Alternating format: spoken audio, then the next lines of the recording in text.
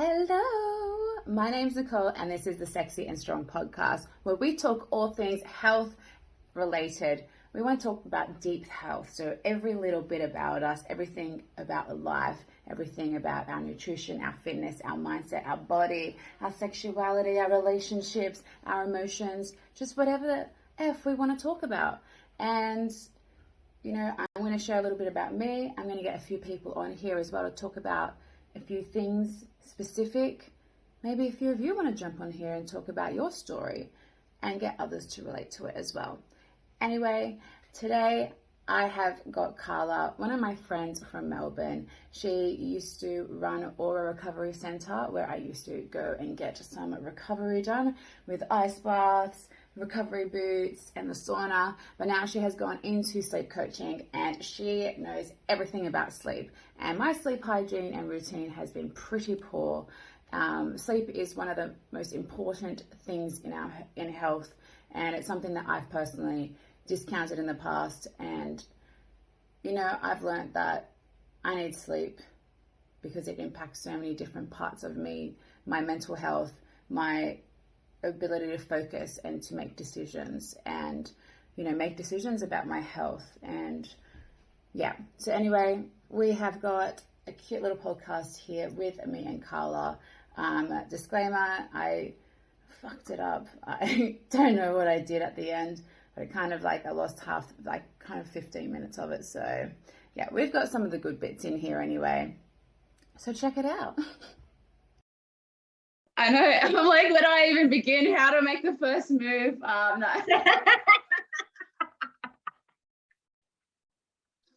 All right.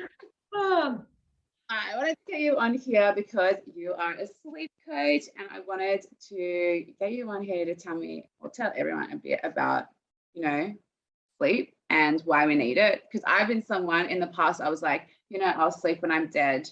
I'll just get like 4 hours of sleep a night. Working shift work. I'm doing a bit of shift work at the moment, working in a bar, doing my coaching. So my sleep, I'm already noticing it's getting out of whack again. So, yeah. You're like, yeah. Wow. Preaching. All right. Yeah, I didn't know you were doing some work on the side. So yes, I am a sleep coach. So an adult sleep coach. A lot of people sort of just assume that there are only sleep coaches for kids. That is not true, because adults need help as well. Sleep is just so important. So it's essential for a healthy body and mind. It actually helps to restore you both physically and mentally. Improves learning and memory. So when you are needing or trying to learn something new, you actually have to sleep good or sleep well the night prior, but you actually need to sleep well the night following as well, or even take a nap after learning to kind of cement that learning in. And when I'm talking about learning, I'm not necessarily talking about study. It's even things like learning new gym moves, for example, complex lifts and stuff like that. Good sleep improves motivation and concentration.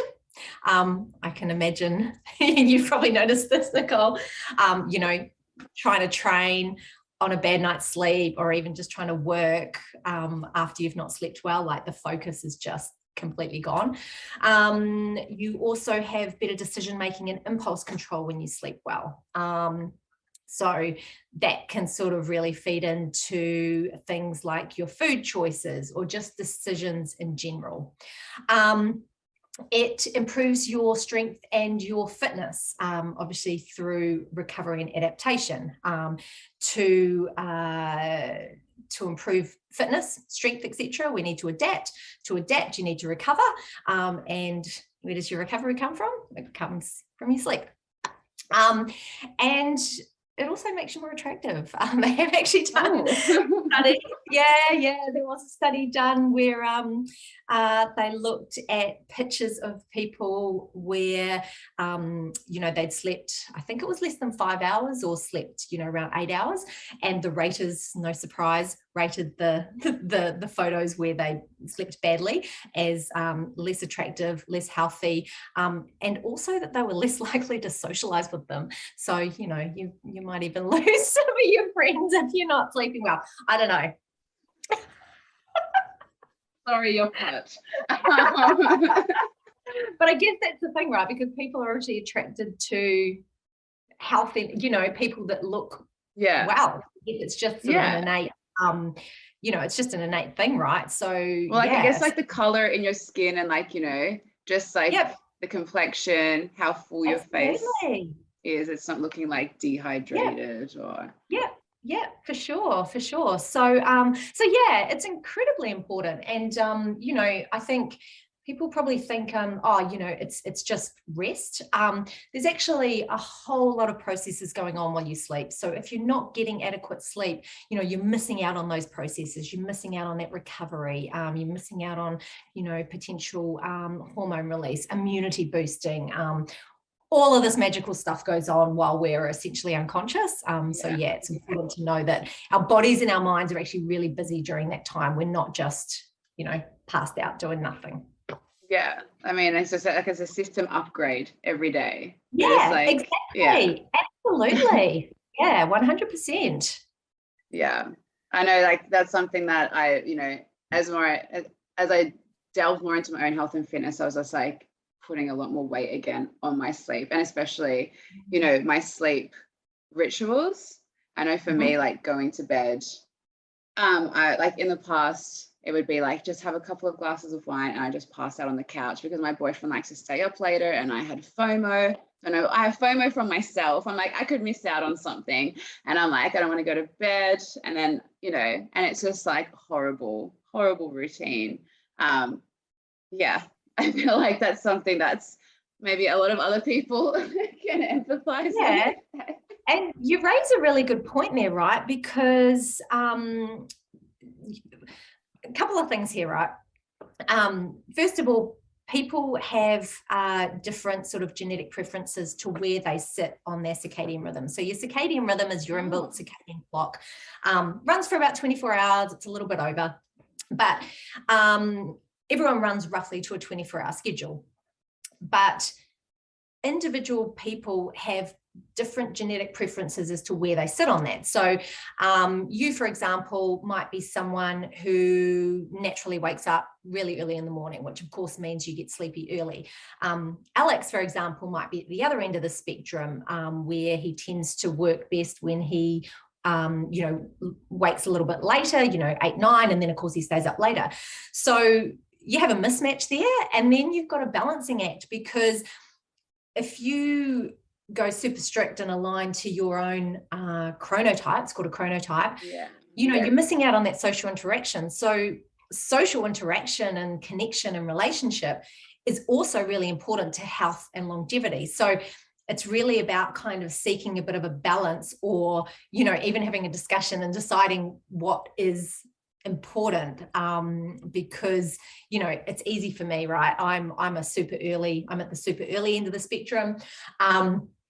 I don't live with anyone though, so I can get up at 5 a.m. and go to bed at 8 p.m. and my friends know that I'm probably, that if they invite me out for dinner at 8 p.m. I'm not going to come, and that's fine.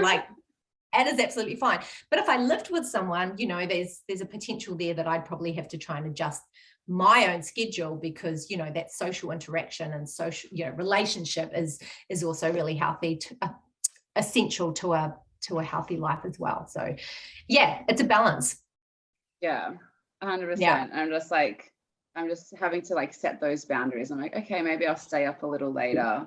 I can sleep in a little later now as well. Usually before, I'd be waking up 4:30 to go to go work at the gym and stuff, but now I can go a little bit later. So then, yeah, I'm like, okay, maybe I'll just push it back. But yeah, I noticed that, yeah, I'd like to wake up. I wake up usually 3 hours before he does, and he likes to stay up 3 hours after I do. But I'm like, okay, set the boundary. I'm like, okay, just have that little bit of time and then just call it. Yeah. I have to like send myself. I should send you a link. So these there's a cool little quiz you can do. It's called the Power of When. So this particular person breaks the chronotypes down into 4. So it sounds like you're a lion, like me, most probably. Sounds like Alex is probably a bear or a wolf. So lions are the ones that wake up super early. And the cool thing about it is that it gives you all the traits as well. So as you're reading through it, you're like, oh, there you go. Bears are the ones that sort of like sort of sit in the middle, and then wolves are the chronotype that wake later and tend to stay up later. And then you've got this other chronotype. It's called a dolphin. I know it sounds a bit woo-woo because they're named I have after, like seen them before, like around. Yeah. It's a bit, I don't like the fact they're named after animals because it makes it sound a bit woo-woo, but when you go through and read what you come out as, like the traits work perfectly. But yeah, the 4th one is essentially a person who just sleeps really lightly and can wake up early, but also likes to stay up late. So it's a bit of a random one that sometimes has hormone imbalances and stuff like that. So yeah, it's pretty interesting. And I feel like I'm a bit of a dolphin at the moment. Yeah, I'm saying like, I'm working at a bar a couple of nights a week, just like, you know, social aspect, money, you know, meet people. And then, I'm slipping into like those shift work habits again when I was, you know, working hospitality before. And it's like, I finished at midnight last night. And then, you know, and I'm wanting to like wake up early sometimes for clients. And it's just like, so some nights I know that I have to only have like 4 or 5 hours sleep. And then I know it's not good, but I think it's just about taking the time to plan it out a bit better, my schedule, and set those. And potentially throw some naps in there too. So if you sleep I know. Well, when you said before about learning something new, I'm like, oh, so if I learn 3 new things a day, does that mean I get to have 3 naps a day? They because they actually have had studies where and I forget what they were learning, but they were doing it around sleeping at night and napping afterwards, and it definitely does help. But for you, because your schedule is such where, you know, you've now got these super late nights and these super early mornings because you're obviously doing your own business and this other work, if you sleep well when you do sleep, I would be trying to get in some naps during the day to make up for those short evening sleeps. 100%. Naps. And what's like the ideal nap time, you reckon? So you either want to keep it sort of around sort of 20 or 30 minutes, or you want to do a really long one of about 90 minutes. Reason for that is because when we sleep, we have roughly a 90-minute cycle. So you either want to keep it short so that you don't get into your really deep sleep, because that's when you wake up and you feel really groggy and out of it. Which what day is it? Or the alternative is trying to do is aiming for a 90-minute one. So you actually go through an entire sleep cycle. So you should wake up sort of at the top of the end of that first cycle. So either one of those, is your best bet. So a short nap and then like a cat nap. Is a cat nap the 90-minute one? I feel like my cat naps for a really long time. I don't know. I don't know where that came from, because cats do sleep a lot, right? Yeah. My cat's always sleeping. She's not peeing around the apartment. No, I don't know how that came about. But so 20-ish, 20-30 minutes, or you go a little bit longer for the 90. No, definitely. I know like 30 minutes is a good one for me. You kind of just did I even fall asleep, or did I just kind of slip into like that massage nap you kind of go where you're kind of semi-conscious, you know? It's just that's so good. I'm like, I could go for one right now. One thing I do want to talk about is sleep and stress fat. Something I'm like really into is just our stress body, because that's something that I noticed my body went through a lot when I was doing a lot of shift work, playing rugby, you know, getting that natural padding on my body, just lots of stress coming at my body. So how does everything, all of that connect? Yeah, so when you sleep badly, well, a couple of things, right? When you're chronically stressed, your cortisol shoots up. When you sleep badly, you also get increased cortisol. So that's going to make it really, that's sort of when you tend to, I guess, get a little bit of that weight gain. The other thing with the sleep is that when you are sleeping badly, your hormones are all messed up, like a whole heap of hormones. But in particular to weight gain, you've got your hunger hormone and your full hormone are all out of whack. So you feel hungrier, but you also feel less full. So you're more likely to eat. You also, when you're mal-slept, you actually process calories. You don't process calories as well, particularly sugar. So that is why bad sleep is also linked to diabetes. And then you've also got the impulse control that I talked about earlier. So you'll tend to reach for bad food. I shouldn't call bad food. You'll tend to reach for food, but for different food than you might normally choose. Yeah, it's not necessarily nutrient dense, you know. Yeah. And you'll also tend to reach, for heavy carbs, salty, sweet. So all of those things obviously impact what's going on with weight, etc. The other interesting thing in terms of body composition, and I know this is a little bit outside what you asked, but I really love this. 1 second, I can't hear. Something's gone off here. I'm like, these have like turned off, and I'm like, why is it not coming out of my I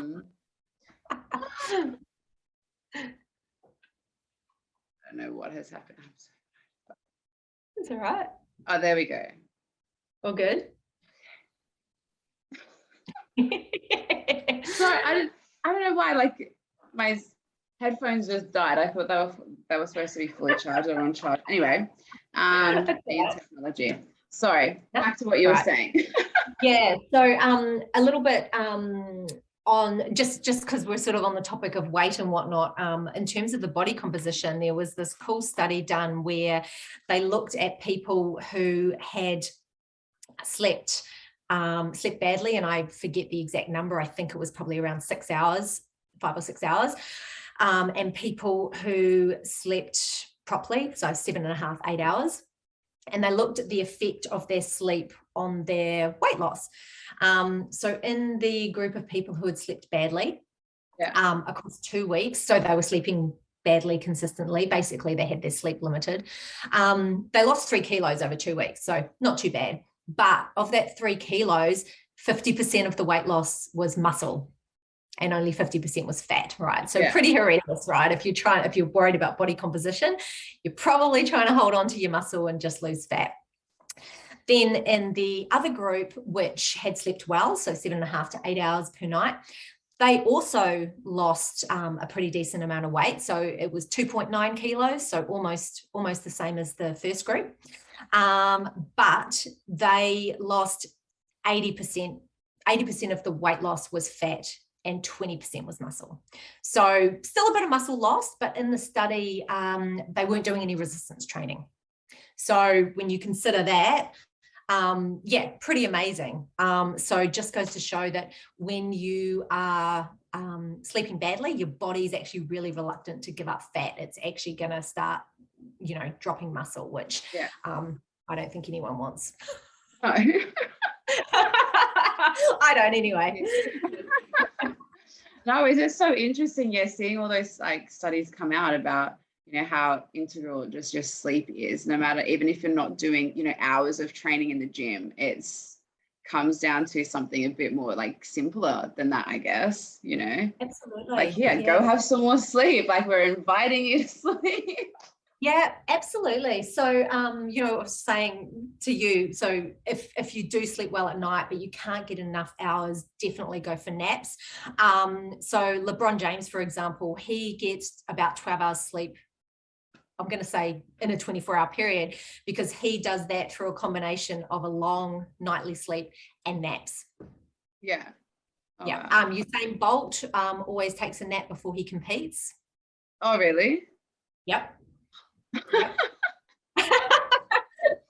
I need to definitely schedule some more naps. Yeah, absolutely. And, you know, obviously it would be different if you weren't sleeping well at night. So if you were someone who, you know, doesn't fall asleep easily or wakes up lots during the night, then I wouldn't recommend naps. There's probably some underlying stuff going on there. Yeah. But yeah, if you feel like that 5 hours you get is a solid 5 hours, yeah, definitely throw some naps in there because, yeah, and because you train a lot as well, so physical exercise also increases your sleep need. Yeah, that's very true. Yeah. I do now favor sleep if I'm not feeling I've rested enough. I'm like, well, I'll just sleep more or rest instead of doing extra stress on my body, because I love to hear that. Yeah. No one likes a stress fat. As I No, call it. absolutely not. Absolutely not. No, it doesn't make you feel good. And yeah, I mean, it doesn't make like, yeah, you have like that physical change, but then also like mentally, then you start to, you know, have that story go on because you physically don't feel good. So then you won't see yourself, as you said before, you won't see yourself even when you look in the mirror as attractive, right? Absolutely. So, I mean, absolutely. comes all into the mindset. So let's talk a little bit about what you do as well. So how you help people with your sleep coaching. What was that? What I do with the sleep coaching? Yeah. So what you do with your clients. Yeah, absolutely. So at the moment, I'm doing one-on-one coaching. Actually, I have a couple of slots opening up in the next couple of weeks, depending on when you release the podcast.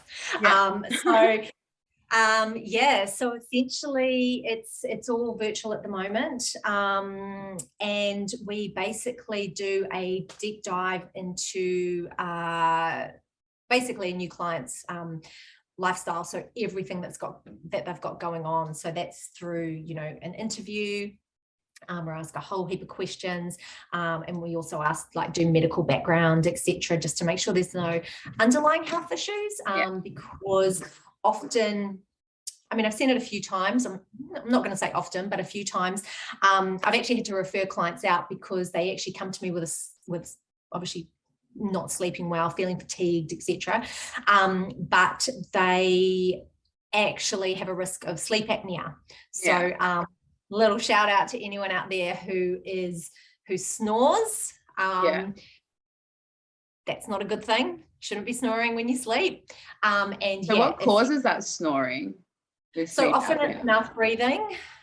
So breathing through the mouth, and what can happen is the back of the throat almost sort of closes up a little bit. So that's where it causes that noise.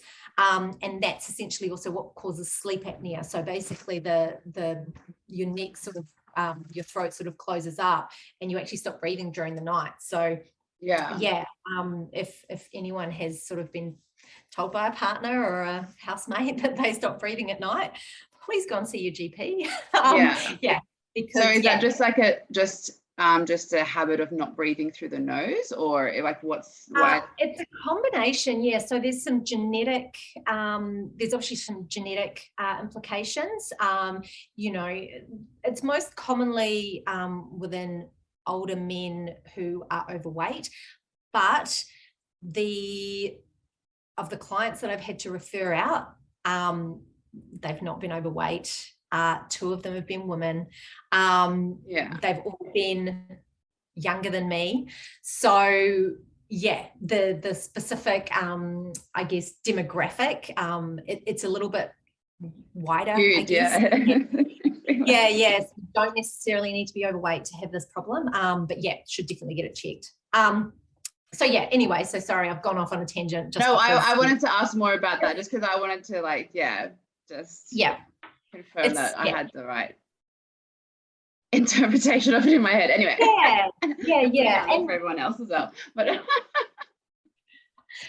yeah, I mean, when it comes to breathing at night, breathing in general, and we've spoken about this before, we shouldn't really be using our mouth to breathe. So yeah, if you are a mouth breather, yeah, just have a think about maybe trying to use your nose, or maybe get in touch, because I'm also an oxygen advantage breathwork instructor, so I can help with that. I know, literally, I want you to, even after our one chat about it, whenever I do workouts now, probably about 80% of the time, or even more, I'll recognize that I'm not breathing through my nose, and I'm like, Carla told me to breathe through my nose in my workouts. Literally, I like think of you all the time. So you're like, you're living like rent free in my brain. Well, not. It's like, Did you end up trying the I haven't tried the tape yet. I just keep forgetting to like get tape and do it. It's just like, sometimes I just,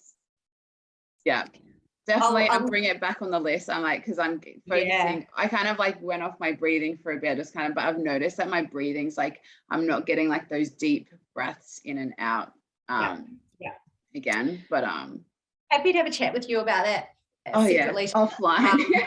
Offline. We'll park it for later. But yeah, so sorry. So I totally went on a tangent there with the snoring and snoring. That's right. I go on tangents constantly as well. It's so fun. It's just really important to me to make sure that there's no underlying health issues that need to be addressed before, you know, working on everything else. So basically I work on lifestyle, stress, environment, breathing, if there is a problem with breathing. So we work on all this stuff over an 8-week block. And yeah, I mean, it's been amazing. Have such amazing results, you know, clients coming to me from, you know, sleeping 6 or 6.5 hours a night. And then, you know, 5 weeks later, they're sleeping like 8.5 hours. Like, it's incredible. But, you know, getting an extra 2 hours a night is like life-changing. Yeah, it is. And it's possible. Like, if you can make the time. 100%. You just need to know what you need to do. You just need some, well, what we were saying earlier, you need some accountability, some motivation, and you need to know what works best for you. And I think that's probably what people struggle with a lot. You can get this list of sleep hygiene stuff right, but you don't know why you're doing it. You don't know whether that's the thing you need to do. And yeah, that's what I help with. Obviously, I figure out what will work best for you with the least amount of effort. And then I help you implement it. Yeah, exactly. It's not just about telling people what to do, but it's about looking at the whole life and everything about that person and their whole story to like make it work for that person. So exactly. No, I love that. It's amazing. Yeah.